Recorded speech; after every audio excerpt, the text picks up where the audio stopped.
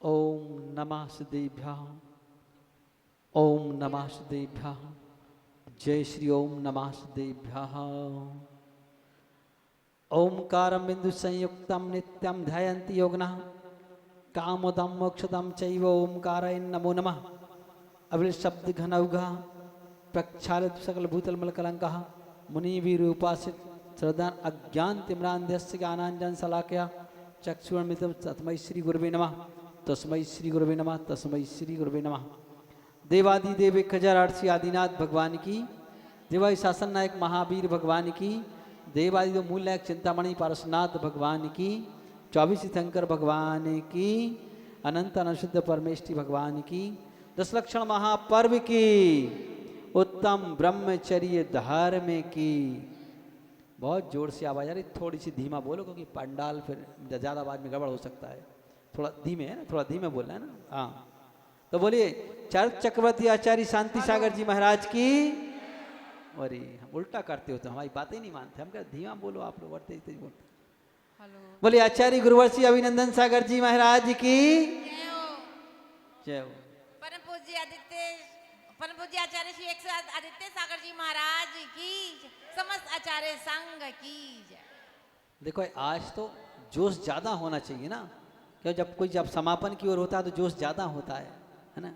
अब तुम्हें 1 साल बाद सब कुछ मिलेगा, जो कुछ मिलेगा तो हाँ। अब ये ब्रह्मचर्य व्रत मिलने वाला नहीं है, अभी मतलब धर्म मिलने वाला नहीं है, 1 साल बाद आएगा।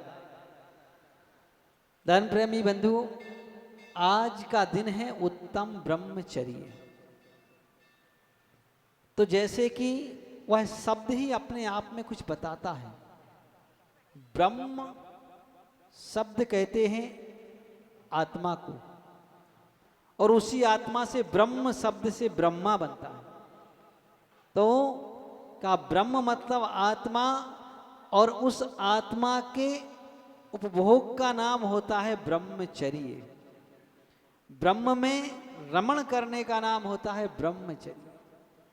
तो मतलब क्या हुआ कि अपनी आत्मा में रमण करने का नाम ही है ब्रह्मचर्य।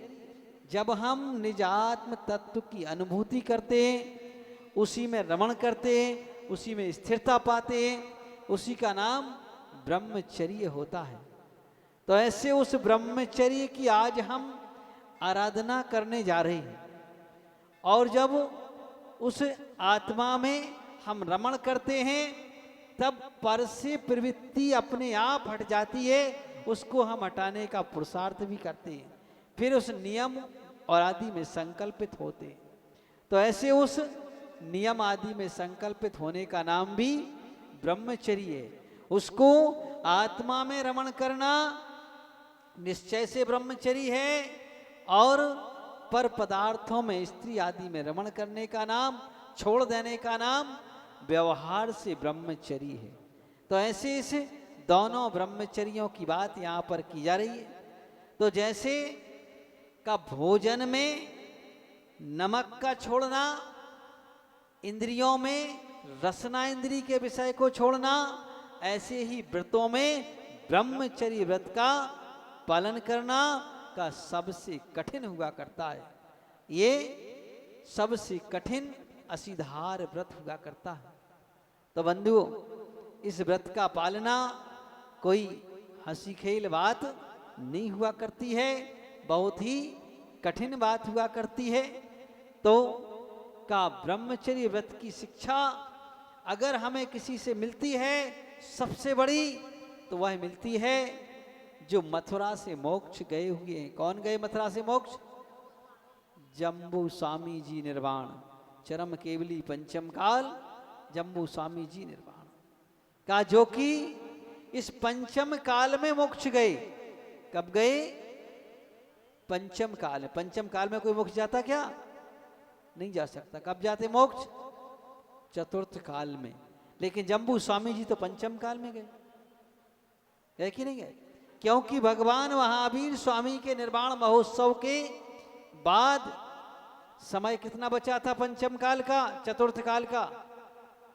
3 वर्ष 8 माह 15 दिन। बस जैसे उनका निर्वाण हुआ और इतना समय बचा हुआ था। तो उसके बाद जितने भी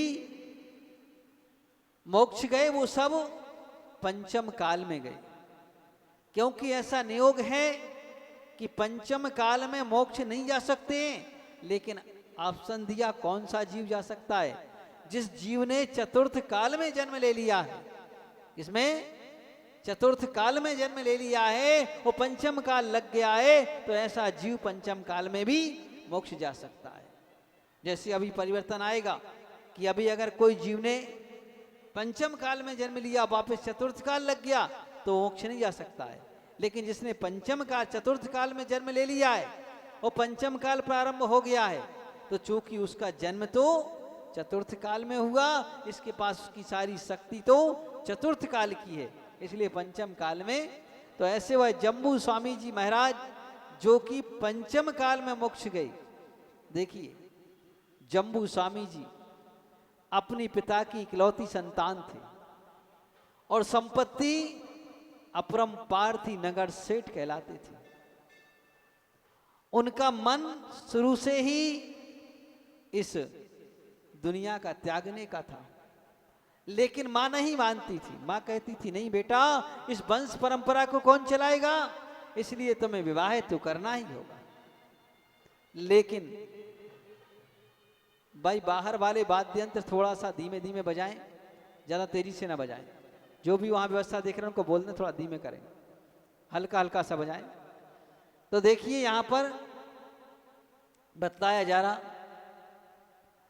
कि वह जम्बू स्वामी जी निर्वाण करेगा, तो मां और बेटे का संबंध एक अनूठा संबंध होता है।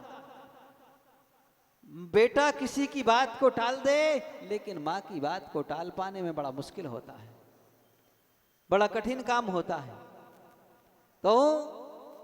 तो मां ने कहा बेटा तुझे ऐसा तो करना ही पड़ेगा।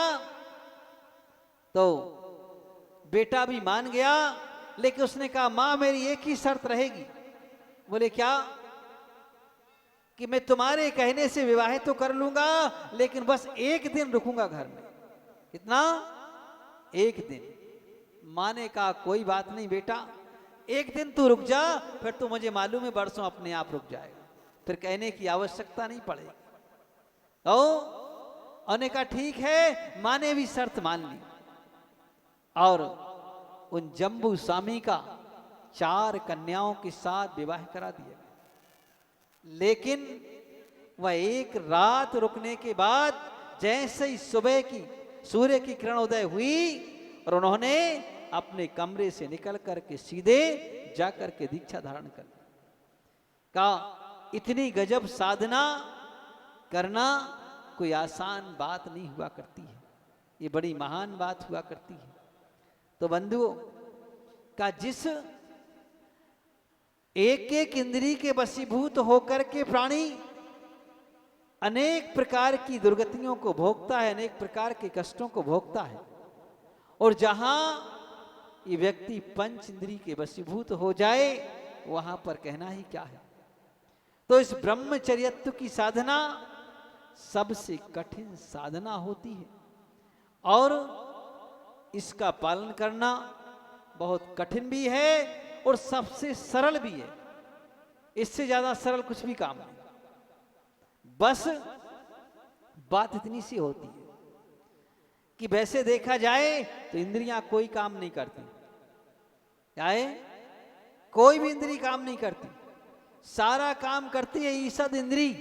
ईषद इंद्री कौन सी होती है? मन। मन सबसे बड़ी ईषद इंद्री होती है, इससे बड़ी इंद्री कोई नहीं होती। अगर जब तक मन काम करता है तब तक इंद्रियां काम करती हैं, और जिस क्षण मन काम करना बंद कर दे उस दिन इंद्रियां सब एक तरफ पड़ी रह जाती हैं। जैसे आपको कल भी बताया था कि वह राजा बीमार हो गया और उन रानियों के हाथ से चंदन घिसा जा रहा था, तो उसको उनकी चूड़ियों की आवाज भी कर्कश लग रही थी। क्यों लग रही थी? क्योंकि उसका मन उस समय वेदना में लगा हुआ था, पीड़ा में लगा हुआ था, इसलिए उसको उनकी रानियों की आवाज, चूड़ियों की आवाज भी नहीं सुहा रही थी। तो इसलिए का इस ब्रह्मचर्य का पालना मन के ऊपर निर्भर करता है। अगर हमारा मन डाइवर्ट हो जाए, परिवर्तित हो जाए, तो ब्रह्मचर्य का पालना कोई कठिन नहीं, मतलब किसी भी व्रत का पालना कोई कठिन नहीं हुआ करता है। तो इस तरह बहुत ही आसान हुआ करता है। तो वहां पर कहा कि वह ब्रह्मचर्य व्रत की पालना का जो कि बहुत ही असीधार व्रत हुआ करता है, इसको लेना बहुत ही वैसे तो कठिन हुआ करता है, लेकिन फिर भी का इसकी साधना एक गृहस्थ व्यक्ति को और एक गृह त्यागी को सबको करना अनिवार्य हुआ करती है। तो एक गृहस्थ अगर है तो उसकी अपनी एक साधना हुआ करती है, और का वह गृहस्थ अगर स्वदार संतोष व्रत का पालन करता है तो का वह भी उसका एक देश ब्रह्मचर्य कहलाता है। स्वदार संतोष व्रत तो सभी जानते होंगे कि अगर वह पुरुष है तो अपनी स्त्री में ही संतुष्ट रहे, और अगर स्त्री है तो अपने ही पुरुष में संतुष्ट रहे। इसका नाम स्वदार संतोष व्रत हुआ करता है। तो ये 5 व्रतों के अंतर्गत एक 5वां व्रत भी है। तो इस तरह काम स्वदार संतोष व्रत का अगर पूर्ण व्रत का पालन नहीं कर सकते तो कहा कोई बात नहीं। कहा जैसे कहा जाता है कि अगर हम भगवान नेमिनाथ स्वामी नहीं बन सकते तो कोई बात नहीं। क्या नहीं बन सकते? उससे पहले सोच लें कि अगर हम भगवान महावीर स्वामी नहीं बन सकते तो कोई बात नहीं, का भगवान नेमिनाथ बन जाओ। समझ गए कि अगर हम भगवान महावीर स्वामी नहीं बन सकते तो नेमिनाथ बन जाओ, मतलब भगवान महावीर स्वामी ने विवाह ही नहीं किया और ने कहा सब झंझट छोड़ो, तो नेमिनाथ भगवान ने कहा चलो बारात लेकर के चलते हैं, कोई बात नहीं। तो अगर हम भगवान महावीर स्वामी नहीं बन सकते तो कोई बात नहीं, नेमिनाथ बन जाओ। और अगर नेमिनाथ नहीं बन सकते हैं तो कहा जम्बू स्वामी जी बन जाओ। क्या बन जाओ? जम्बू स्वामी, मतलब विवाह तो किया और क्षण भर में छोड़ के चल दिया, है ना। लेकिन ऐसा नहीं करना, क्योंकि क्षण भर में छोड़ के जान दूसरे की जिंदगी बर्बाद करके मत जाना, है ना। हाँ, और अगर न जम्बू स्वामी जी नहीं बन सकते हो तो कोई बात नहीं, कम से कम भगवान आदिनाथ स्वामी बन जाओ। क्या बन जाओ? आदिनाथ स्वामी। आदिनाथ स्वामी बनना मतलब आराम से गृहस्थी भी बसाओ, गृहस्थी के सब काम भी निवृत्त हो जाओ, और जब चौथापन लग जाए तब तो कुछ तो सोचने लग जाओ, है ना। क्यों अशोक जी, अब तो रिटायर्ड हो गए ना, अब कुछ तो सोचने लग जाओ। हाँ, तो क्यों स्वधर्म जी, है ना, अमित जी। हाँ, हमने अब तो कुछ सोचने लग जाओ धीरे धीरे। तो यहां पर कहा कोई बात नहीं, हम भगवान क्या बन जाए? आदिनाथ स्वामी बन जाए। और मैं कहता हूं कि अगर तुमने जिन धर्म पाया है, क्या पाया है? जिन धर्म पाया है, तो जिन धर्मावलंबी को कभी भी हो, कपिल भाई सुन रहे हो, जिन धर्मावलंबी को कभी भी हो, कम से कम आदिनाथ स्वामी बनकर के ही देह का परित्याग करना चाहिए। क्या? भले ही तुम बिल्कुल 60 नहीं 70 क्यों ना हो जाए, और 1 वर्ष के लिए भी क्यों ना हो, लेकिन वह व्रत अवश्य धारण करना चाहिए। मतलब एक बार मुनि दीक्षा लेकर के ही इस देह से परलोक का गमन करना चाहिए। खुशी नहीं हुई? नहीं हुई सुन करके? क्यों?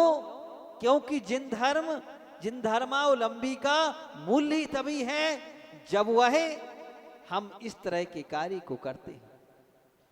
तो इस तरह का एक जिन धर्मावलंबी का ये नियम ही हुआ करता है कि वह अंत समय तक अपने सब कार्यों से निवृत्त होकर के अपने जीवन में ये कार्य अवश्य करें।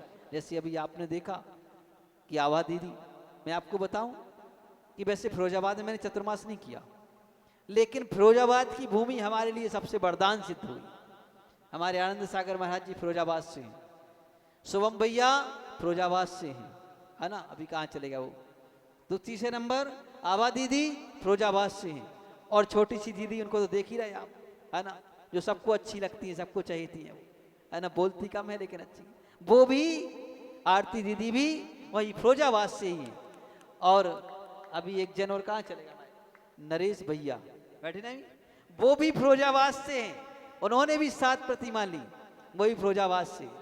और नरेश भैया की श्रीमती जी अभी यहीं बैठी हुई हैं, देख रहे हैं आप, साड़ी पहने, रंगीन साड़ी पहने बगल में बैठी आबा दीदी की, उन्होंने भी आते ही 7 शुद्ध जल का त्याग किया। सबसे पहले हमने कहा क्या कर रही देवी जी, आप भी कुछ करो, तो बोले शुद्ध जल का त्याग।